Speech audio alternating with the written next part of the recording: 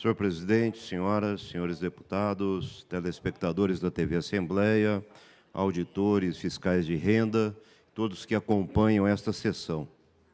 Enquanto o Parlamento do Estado de São Paulo discute um projeto de lei, que é o de número 806, por meio do qual o governador Geraldo Alckmin solicita autorização legislativa para que São Paulo Previdência, SPPrev, participe de um fundo de investimento imobiliário, estamos assistindo informações vindas de Brasília que foram classificadas pela Rede Globo como sendo graves e que merecem uma análise de todos nós, independente do momento em que estejamos aqui no debate na Assembleia Legislativa. É sabido agora que foram gravadas imagens de recursos sendo dados na forma de propina para comprar o silêncio do deputado Eduardo Cunha e, mais do que isso, que a Polícia Federal fotografou e rastreou 2 milhões de reais entregues ao primo de Aécio Neves no mesmo movimento de calar quem está na prisão, e havia uma grande preocupação de que ele pudesse contar tudo aquilo que tem conhecimento.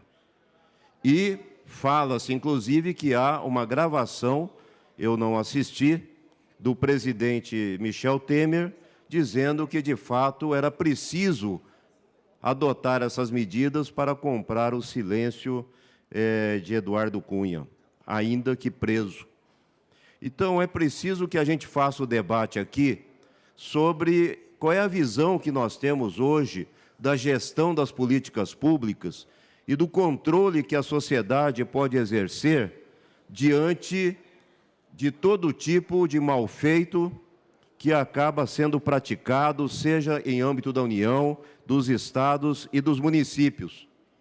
E a coisa é mais grave quando a gente observa que há uma estratégia em curso de privatização, de terceirização, de dilapidação do patrimônio público, inclusive no Estado de São Paulo. Eu fui médico sanitarista concursado da Secretaria de Estado da Saúde até o momento em que pedi exoneração e contribuí para o IPESP, Instituto de Previdência do Estado de São Paulo. E a carteira do IPESP, que depois acabou sendo levada para a SPPrev, ela é composta de inúmeros terrenos valorizados no município de São Paulo, imóveis que foram sendo progressivamente abandonados, mas também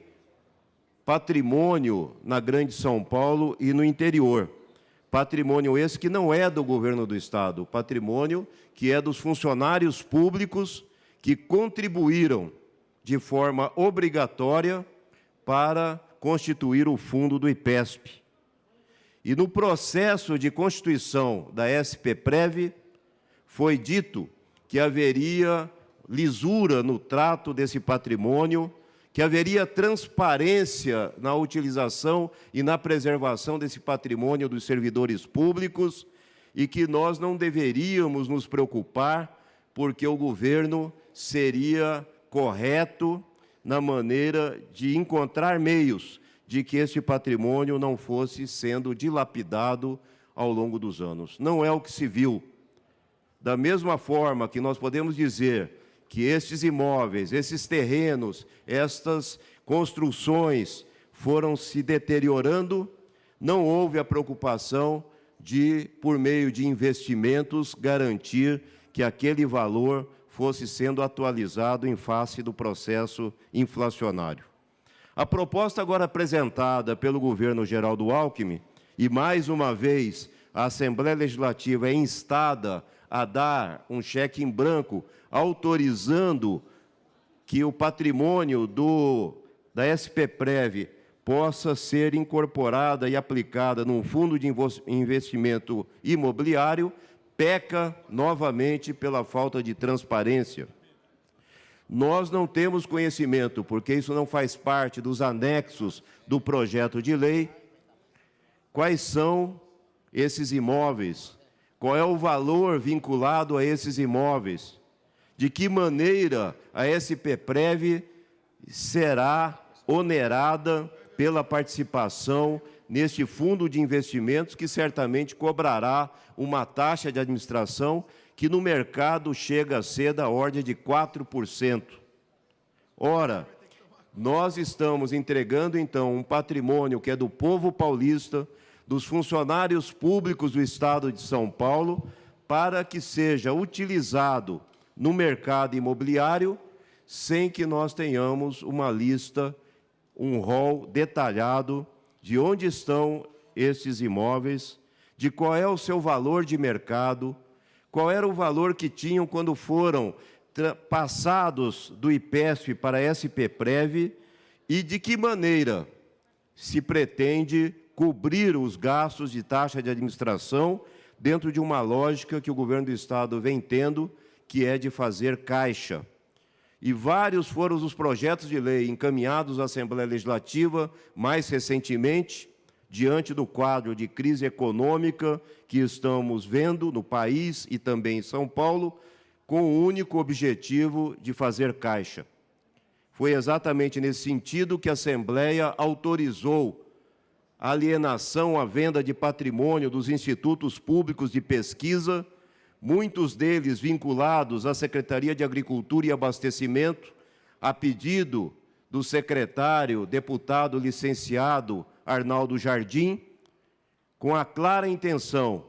de transformar em ativos financeiros um patrimônio que estava imobilizado.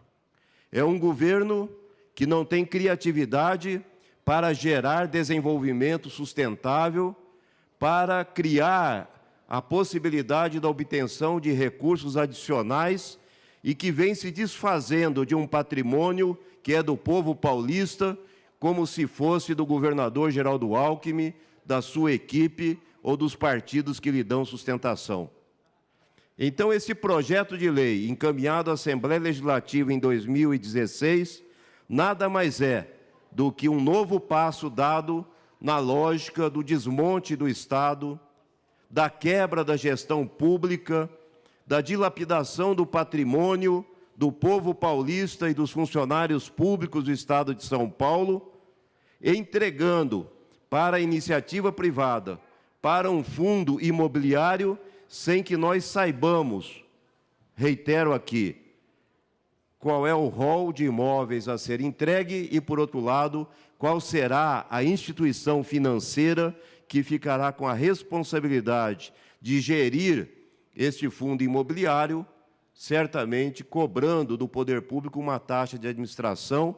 que, ao invés de acrescer recursos no Tesouro Estadual, virá numa lógica oposta, que é a lógica de ceder ao interesse dos grandes grupos econômicos, sobretudo os grupos imobiliários. E aqui eu quero fazer referência que são exatamente esses grandes grupos imobiliários, ao lado de grupos que operam no setor saúde, que têm sido os maiores financiadores de campanhas eleitorais de vários partidos políticos, entre eles o próprio PSDB. Então, a mudança que se propõe aqui, mais uma vez, pedindo autorização legislativa, vem na esteira de dezenas de projetos de lei encaminhados à Assembleia Legislativa e depois condensados num projeto de lei guarda-chuva, por meio do qual a Assembleia autoriza que imóveis sejam alienados, vendidos, sem que haja um processo de concorrência e sem que haja as audiências públicas previstas na legislação com os pesquisadores científicos e sem que a Assembleia tenha controle exato sobre quais são os imóveis, quais são os valores envolvidos, quais são os agentes financeiros que participarão deste processo e qual é o controle que a Assembleia, o Tribunal de Contas e a sociedade teremos sobre mais esta maneira de dilapidação do patrimônio público. Agindo desta maneira, sem controle, sem transparência, nós estamos sujeitos a ver repetido em São Paulo aquilo que está sendo denunciado hoje no Congresso Nacional. São ações desse tipo, feitas na calada da noite, sem um debate com a sociedade, sem uma discussão com todos os setores interessados, em especial os funcionários públicos, aqueles que fazem parte de carreiras estruturantes das políticas essenciais, como é o caso da saúde, que é uma política de relevância pública, ou em outras áreas, que ficam sabendo depois pelo Diário Oficial, ou quiçá pela mídia, de que mais uma decisão foi tomada na Assembleia Legislativa sem que tenha sido exaustivamente discutida, nem no âmbito do Poder Executivo e tampouco no Poder Legislativo, porque a prática aqui não tem sido de realização de audiências públicas, de trazer os representantes do governo, de ouvir o contraditório e de criar mecanismos de controle para que o dinheiro público e o patrimônio não sejam utilizados em benefício de grandes grupos financiadores de campanhas eleitorais. Por esta razão, o nosso posicionamento é contrário a este projeto de lei. E fazemos aqui a denúncia que esse projeto de lei não vem isolado, ele vem na esteira de vários outros que têm a mesma lógica de quebra do Estado, de quebra da gestão pública, da entrega do interesse público para as consultorias privadas e de privatização da gestão e do patrimônio sem que os seus interessados maiores pudessem interferir e decidir se de fato é isto que foi proposto a eles quando da criação da SPPrev. E, por fim, não há como dizer que a situação é de tranquilidade e que, portanto, se trata de um embate entre partidos políticos e projetos políticos. É de tanta gravidade a denúncia trazida ao conhecimento público hoje pela mídia, envolvendo diretamente o presidente Michel Temer, envolvendo Aécio Neves, presidente do PSDB, e esperamos que venha isto acompanhado de um esforço de elucidação se de fato houve a compra do silêncio do deputado Eduardo Cunha para que, na questão da JBS, não houvesse retaliações e nós soubéssemos de que maneira este grande grupo empresarial vem agindo também no sentido de influenciar a política no país e de condicionar decisões no parlamento que venham de acordo com os seus interesses de grupos econômicos e não no interesse da população. É exatamente por isso que nós defendemos a antecipação das eleições previstas para 2018. É exatamente por isso que nós defendemos a instalação de uma Assembleia Nacional Constituinte livre e soberana, que não seja formada pelos atuais deputados federais, sabidamente comprometidos por este método de financiamento de campanhas eleitorais, para que nós possamos passar o país a limpo. Em Brasília, em São Paulo, nos municípios e em qualquer um dos níveis da federação, é preciso que nós coloquemos em debate de que maneira a forma como está organizado o Estado brasileiro tem propiciado a realização de acordos e negócios escusos